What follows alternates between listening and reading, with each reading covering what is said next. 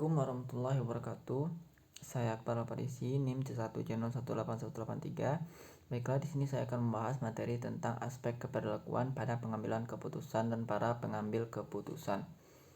Baiklah, langsung saja pokok pembahasan yang akan kita bahas. Yang pertama itu adalah pengertian keberlakuan dan pengambilan keputusan. Yang kedua, pengambilan keputusan. Yang ketiga, para pengambil keputusan. Baiklah, pokok pembahasan yang pertama yaitu pengertian keberlakuan dan pengambilan keputusan. Pengertian perilaku dapat dibatasi sebagai keadaan jiwa untuk berpendapat, berpikir, bersikap, dan lain sebagainya yang merupakan refleksi dari berbagai macam aspek, baik fisik maupun non-fisik. Untuk lebih dipahami, berikut pengertian perilaku menurut para ahli. Sukijo Noto Atmojo 1987. Segala perbuatan atau tindakan yang dilakukan oleh makhluk hidup. Kemudian menurut Robert Y. Quick 1972, tindakan atau perbuatan suatu organisme yang dapat diamati dan bahkan dipelajari. Pengertian keputusan menurut para ahli sebagaimana dalam jurnal Rolasmana 2013 sebagai berikut.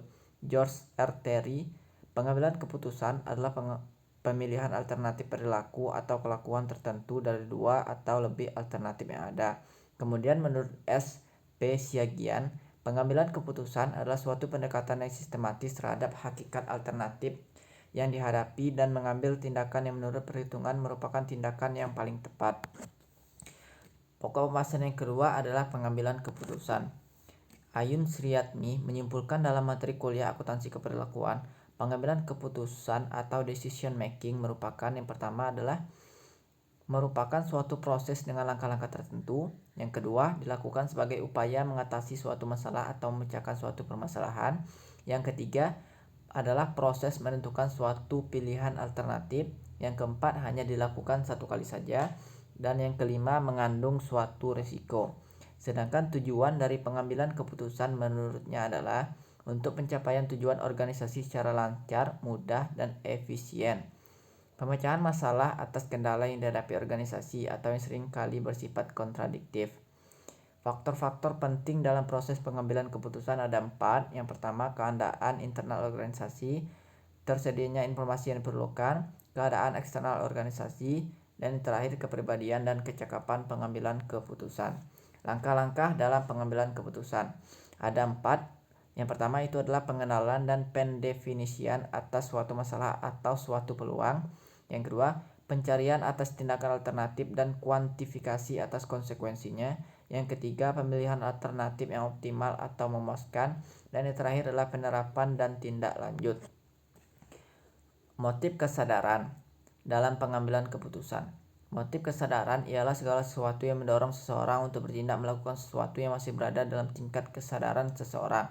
Terdapat 2 faktor penting dari motif kesadaran dalam konteks pengambilan keputusan, yaitu yang pertama, keinginan akan kestabilan atau kepastian, dan yang kedua, keinginan akan kompleksitas dan keragaman.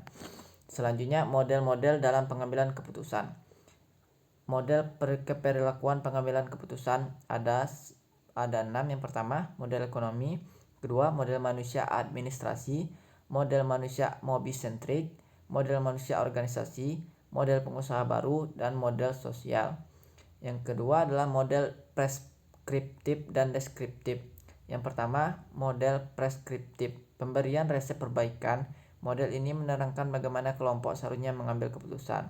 Yang kedua, model deskriptif. Model ini menerangkan bagaimana kelompok mengambil keputusan tertentu. Pokok pembahasan ketiga adalah para pengambil keputusan. Kekuatan dan kelemahan individu sebagai pengambil keputusan. Pengambilan keputusan yang rasional, batas individu bervariasi sesuai dengan lingkup pengetahuan yang tersedia sehubungan dengan semua alternatif yang mungkin dan konsekuensinya. Gaya kognitif mereka dengan asumsi bahwa tidak ada satu gaya yang selalu unggul karena dalam situasi masalah spesifik, lebih dari satu pendekatan dapat menyebabkan hasil yang dapat diterima. Struktur nilai mereka yang berubah, dan kecenderungan mereka untuk memuaskan daripada untuk melakukan optimalisasi. Peran informasi akuntansi dalam pengambilan keputusan. Secara definisi, keputusan manajemen mempengaruhi kejadian atau tindakan masa depan, sedangkan informasi akuntansi memfokuskan pada peristiwa-peristiwa di masa lalu. Tidak dengan sendirinya dapat mengubah kejadian atau dampaknya kecuali jika hal itu dilakukan melalui proses pengambilan keputusan dengan kejadian masa depan beserta konsekuensinya ditentukan. Karena pengambilan keputusan dan informasi mengenai hasil kinerja akuntansi fokus pada periode waktu yang berbeda, maka keduanya hanya dihubungkan oleh fakta bahwa proses pengambilan keputusan menggunakan data akuntansi tertentu yang dimodifikasi selain informasi non-keuangan. Selanjutnya, pengambilan keputusan oleh pendatang baru dan pakar. Menurut Bauman 1984 mengungkapkan sejumlah perbedaan yang menarik dalam strategi dan pendekatan yang digunakan serta data spesifik yang dipilih oleh pakar dan pendatang baru ketika mengambil keputusan berdasarkan informasi akuntansi atau informasi keuangan lainnya. Pendatang baru mengumpulkan data tanpa melakukan diskriminasi dan menunggu untuk melihat apa yang terjadi. Sebaliknya, para pakar mengumpulkan data secara diskriminatif guna menindaklanjuti observasi tertentu. Selanjutnya adalah peran kepribadian dan gaya kognitif dalam pengambilan keputusan.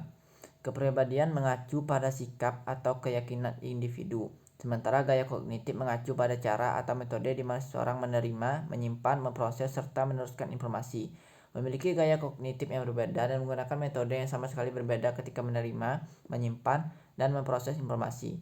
Dalam situasi pengambilan keputusan, kepribadian dan gaya kognitif saling berinteraksi dan mempengaruhi atau menambah atau mengurangi dampak dari informasi akuntansi.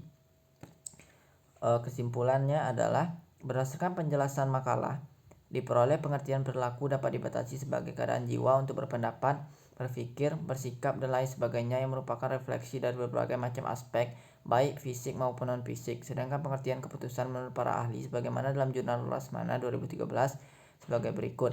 George R. Terry, pengambilan keputusan adalah pemilihan alternatif perilaku tertentu dari dua atau lebih alternatif yang ada.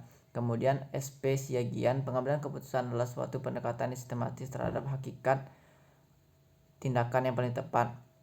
Keputusan adalah pemilihan di antara berbagai alternatif. Definisi ini mengandung 3 pengertian, yaitu yang pertama ada pilihan atas dasar logika atau pertimbangan, yang kedua ada beberapa alternatif yang harus dipilih dan salah satu yang terbaik, dan ada tujuan yang ingin dicapai dan keputusan itu makin pendekatan pada tujuan tersebut.